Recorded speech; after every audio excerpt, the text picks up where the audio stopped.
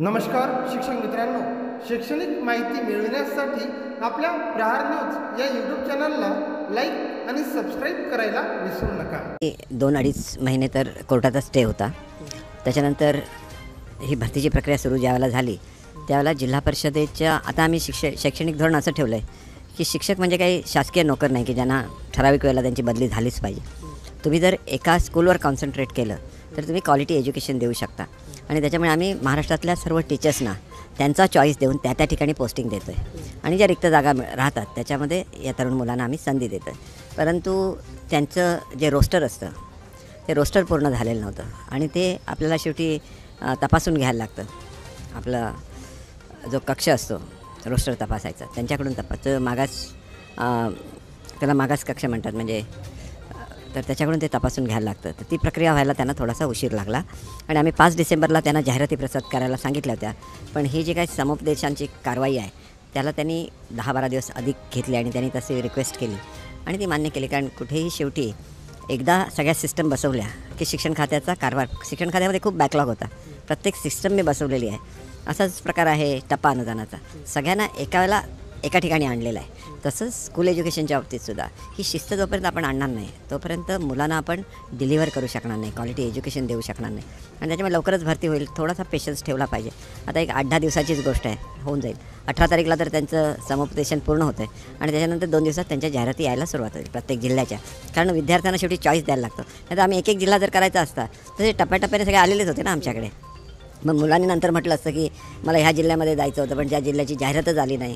त्यांनी स्वतःच्या हिताचा सुद्धा विचार केला पाहिजे की मला नेमकं कुठे जायचं आहे. कारण आयुष्यभर आता तिथंच राहायचं आहे, त्याच शाळेवर राहायचं आहे, डेडिकेशन करायचं आहे त्या गावाच्या प्रती. तर ते सिलेक्शनचा सुद्धा तुम्हाला अधिकार असतो.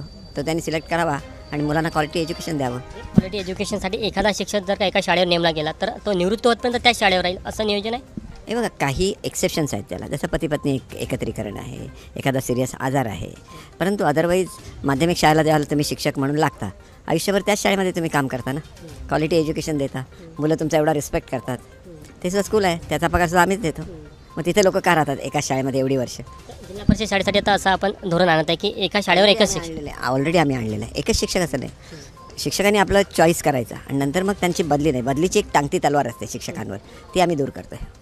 आणखी एक महत्त्वाचा विषय की शिक्षकांना शिक्षण व्यतिरिक्त कामाचा खूप जास्त ताण आहे आणि शिक्षकांनी मोर्चा देखील काढलेला होता. हे आम्ही सर्क्युलर काढलेलं आहे की आमच्या सचिवांना विचारल्याशिवाय कुठलंही काम देता येणार नाही. पण शालेय शिक्षणाच्या कामाला सुद्धा जर अशालेय काम म्हटलं तर ते मात्र होणार नाही. कारण भारतामध्ये सगळीकडे आपण जे आता ड्रॉपआउट स्टुडंटची मोहीम काढली अख्ख्या भारतामध्ये सुरू आहे, फक्त महाराष्ट्रामध्ये नाही. पण अशा प्रसंगी थोडीशी अडचण आमच्या सरकारची सुद्धा निर्माण होते. आम्हाला शेवटी we are answerable to central government as well. विशेष करून निवडणूक आयोगाचं काम त्यांना सर्वात जास्त असतं ती त्यांची तक्रार आहे. निवडणूक आयोग आणि सेन्सस ही कामं कोणालाच चुकत नाही. Any department it is compulsory for everybody. They cannot deny केलं तर तुमच्यावर कारवाई होते. त्या व्यतिरिक्त इतर योजनांच्या कामामध्ये आता शिक्षकांना घ्यायचं असेल तर विभागाला विचारायला लागेल. कारण कुठलाही विभाग सहजासहजी अवेलेबल आहे म्हणून शिक्षकांनाच काम सांगायचं ते आम्ही कमी करतो आहे. त्याच्यानंतर आम्ही वेगवेगळे ॲप डेव्हलप करतो आहे. त्याच्यामुळे त्यांना रेग्युलर करायला लागणारी जी कामं आहे जशी मुलांची हजेरी लावणं, मुलांचं रेकॉर्ड तयार करणं, हे सगळं जर आपोआप झालं त्यांचं काम 80% कमी होऊन जाईल. आणि त्यांना असं टीचिंगवरच म्हणजे ही जी इतर कामं असतात त्यांचे वेगवेगळे रिपोर्ट्स भरा, अमुक करा, ही कामं कमी होऊन गेली तर मग काय त्यांना 30-40% तो लोड कमी झाला. ते can concentrate more on education. शाळा समायोजनाच्या माध्यमातून समूह शाळा एक नवीन संकल्पना आली. कुठेतरी जिल्हा परिषदच्या शाळा कमी करण्याचा देखील एक आरोप होतो सरकारवर. नाही, बिलकुल नाही. एकही शाळा बंद होणार नाही. ऑन द कॉन्ट्ररी आम्ही प्री प्रायमरी सुरू करतो आहे. म्हणजे ज्याच्यामध्ये बालवाटिका 1, बालवाटिका 2, बालवाटिका 3 पहिली आणि दुसरी असणार आहे. शेवटी प्रत्येक मुलाला शिक्षण द्यायलाच लागतं, पण ते कसं द्यायचं हे आपण ठरवलं पाहिजे. एका वर्गामध्ये एकच मुलगा असेल तो खेळणार कोणाबरोबर? त्याची वाढ थांबते. तुम्ही बघितलं तर त्याचं जो बुद्ध्यांक असतो तो कमी होतो आणि तो जवळजवळ 35% होतो. म्हणजे एकत्र शिकतात त्यांचा तो 70% असतो. म्हणजे he is deprived of that opportunity असं होतं ते.